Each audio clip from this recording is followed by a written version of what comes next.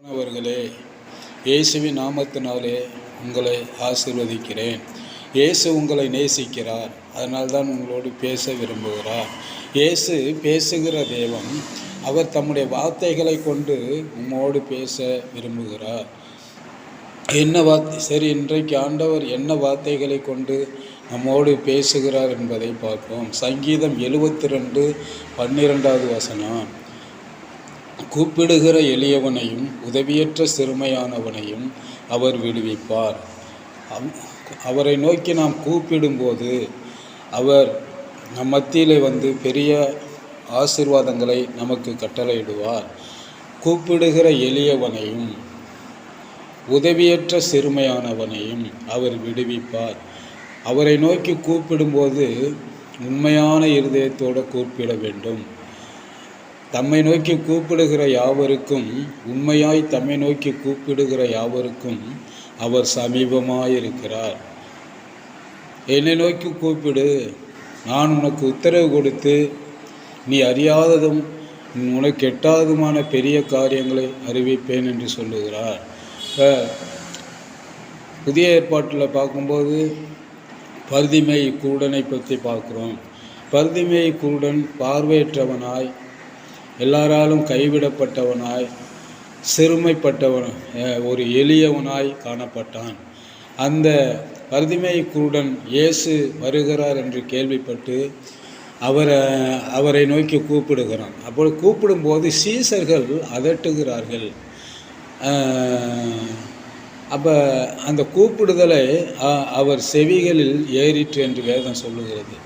அந்த கூப்பிடுதலை கேட்டு தேவன் ஆண்டவராகிய இயேசு கிறிஸ்து அவன் கூடன் பக்கத்தில் வந்து, நான் உனக்கு என்ன செய்ய வேண்டும் என்று இருக்கிறாய் அப்படின்னு கேட்குறாரு. நான் பார்வையடைய வேண்டும் என்று அவன் சொல்லுகிற போது அவனுக்கு பார்வையை ஏற்படுத்தி கொடுத்து அவனுடைய வேண்டுதலை கேட்டார். அப்படி அவரை நோக்கி கூப்பிடும்போது இப்போ பார்த்தீங்கன்னா புதிய ஏற்பாட்டில் அநேக வியாதியஸ்தர்கள், 12 வருஷமாய் பெரும்பாடுள்ள ஸ்திரீ, இப்படி குஷ்டரோகி, இப்படி பல வியாதி உள்ளவர்கள் அவரை நோக்கி கூப்பிட்ட போது அவருடைய வியாதிகளை நீக்கி அவர்களை விடுவித்தார். அடுத்தது உதவியற்ற சிறுமையானவனையும், எனக்கு எந்த உதவியுமே இல்லைங்க, யாருமே எனக்கு இல்லைங்க அப்படின்னு சொல்கிறவங்கள அவர் கைவிடாத தேவன். அப்படி உதவியற்ற சிறுமையானவனையும் அவர் விடுவிக்கிற தேவன். எனக்கு எந்த உதவியுமே இல்லை, எந்த மனுஷர்களும் எனக்கு உதவியாக இல்லை, எல்லாராலும் கைவிடப்பட்டு எல்லாராலும் அற்பமாக எண்ணப்பட்டு நான் வாழ்ந்து கொண்டிருக்கிறேன் அப்படின்னு சொல்லும்போது அவர்களையும் ஆண்டவர் விடுவிப்பார். அப்படிப்பட்டவர்கள் உதவியற்ற சிறுமையானவர்களையும் இப்போ ஆண்டவர் விடுதலை ஆக்குகிற தேவனாக இருக்கிறார்.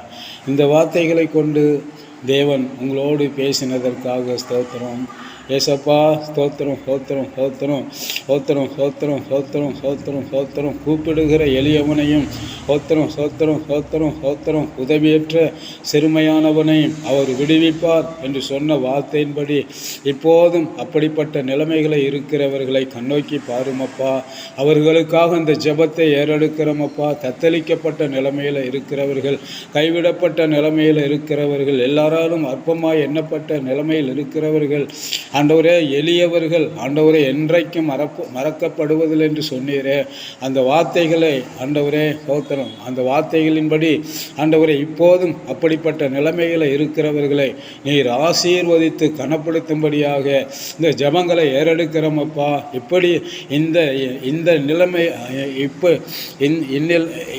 இப்பையும் ஆண்டவரே அப்படிப்பட்ட நிலைமையில் இருக்கிறவர்கள் உண்டு ஆண்டவரே. அப்படிப்பட்ட நிலைமைகளை இருக்கிறவர்கள் உண்மை நோக்கி கூப்பிடுகிறார்கள் ஆண்டவரே. ஸ்தோத்திரம் ஸ்தோத்திரம் ஆண்டவரே. அப்படிப்பட்ட ஜனங்களை நீர் ஆசீர்வதித்து ஸ்தோத்திரம், அவர்களை விடுவித்து அவர்களை தப்புவித்து அவர்களை பாதுகாத்து கொள்ளும்படியாக இந்த ஜெபங்களை ஏறெடுக்கிறோம் அப்பா. இயேசுவின் நாமத்தில் ஜெபிக்கிறோம் நல்ல பிதாவே.